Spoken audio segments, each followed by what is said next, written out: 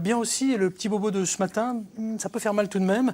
Un petit bobo du quotidien que l'on connaît tous. Oui, c'est un petit bobo comme vous dites, mais qui peut cependant faire très très mal. Ce matin, plein feu sur l'onychocryptose, C'est quoi? autrement dit l'ongle incarné. Ah, d'accord. Alors, on voit la photo, là, ça fait pas envie, hein, on va pas se le cacher. Qui a déjà eu sur ce plateau un ongle incarné, Gérald? Delphine? Non. Non? Bon, ça peut arriver. Perso, ça m'est arrivé, ça fait très mal. Ça fait très mal. C'est quoi un ongle incarné?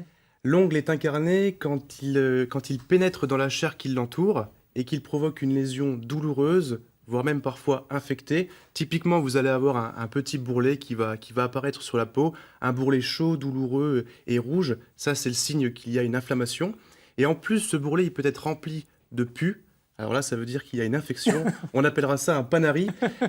Ça peut arriver sur tous les doigts de la main et des pieds, les ongles incarnés, mais majoritairement, on en attrape sur l'ongle du gros orteil. Non, je souris parce que vous n'avez pas vu la tête de Delphine Guyal quand vous avez parlé de cul. Et hein, franchement, elle est partie comme si le cul J'étais pas partait. Dès le matin, comme ça... C'est pas très sympa. Bon, et qui est touché et quelles sont les causes de l'ongle incarné, Timothée? Alors d'abord, on peut tous être touchés, qu'on soit jeune, moins jeune. Il y a plein de causes possibles.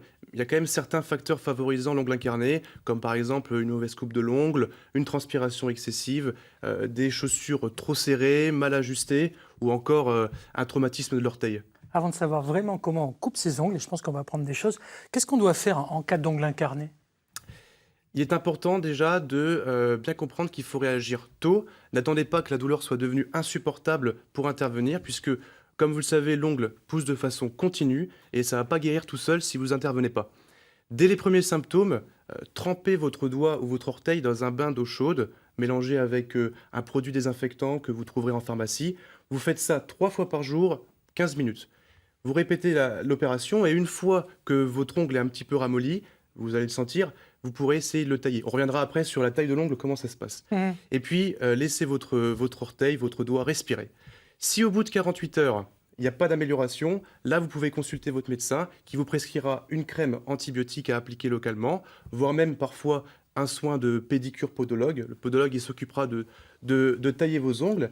Et puis, si malgré tout, l'ongle n'arrive pas à se soigner et qu'il y a beaucoup de récidives, dans ce cas-là, le médecin pourra être amené à vous proposer une opération chirurgicale. Alors, pas d'inquiétude, c'est une toute petite opération, ça se passe sous anesthésie locale. Le principe, c'est de supprimer le bourrelet pour libérer l'ongle. J'ai beaucoup aimé la phrase « supprimer le bourrelet pour libérer l'ongle ». On parle des bourrelets au niveau de l'ongle. Hein. Oui, j'avais compris. Ça, c'est si le mal est fait, finalement. Si l'ongle est déjà incarné, maintenant, Oui. on peut peut-être essayer de prévenir, parce que mieux vaut prévenir que guérir. Hein. Effectivement, mieux vaut prévenir que guérir. Il faut absolument avoir une hygiène des pieds et des mains irréprochable. Une hygiène des pieds et des mains irréprochable, ça passe par une coupe des ongles parfaite et C'est ce qu'on adaptée. voit là. C'est ce que vous voyez là. Ah, moi, je coupe pas mes ongles comme ça. Je sais pas, vous, Delphine, comment vous les coupez, vos ongles? Moi, je les coupe comme la Croix-Rouge, en fait. Ah Il bah, faut pas, exactement. Hein, bienvenue Il ne faut au pas club. du tout, voilà. Gérald, vous aussi? Comme la Croix-Rouge. Moi aussi, comme la Croix-Rouge. Voilà, la Alors, rien à Croix-Rouge. voir avec l'association. Hein. C'est simplement voilà, ce qu'on voit sur le dessin là, que vous voyez maintenant à l'image. Hein. L'ongle, il faut le couper de façon droite et qu'il garde une forme carrée. Ouais, ça, c'est joli, mais alors dites donc, quand vous avez des chaussettes, vous trouvez toutes les chaussettes, là, parce que le petit bout d'angle là, qu'on voit là, ici, là, Oui. au secours, hein, parce qu'il accroche les chaussettes. Hein. Justement, en plus, il faut laisser l'ongle dépasser de 2 mm. Hein, il ne faut pas le couper à ras, puisque sinon, la peau va recouvrir l'ongle et puis l'ongle incarné va recommencer. En plus de ça... Je ne vous cache pas que Delphine et Gérald sont sceptiques. Hein.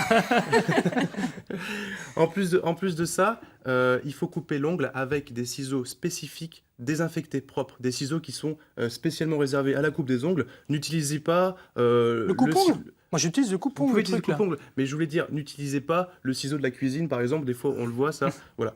Et on coupe le poulet derrière. Puis après, on va tailler le rosier. Voilà, exactement.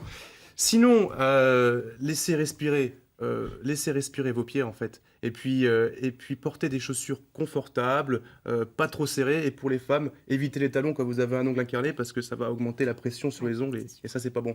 D'accord, Voilà. super. Bon, ben merci. Grâce à vous, on va avoir des beaux ongles.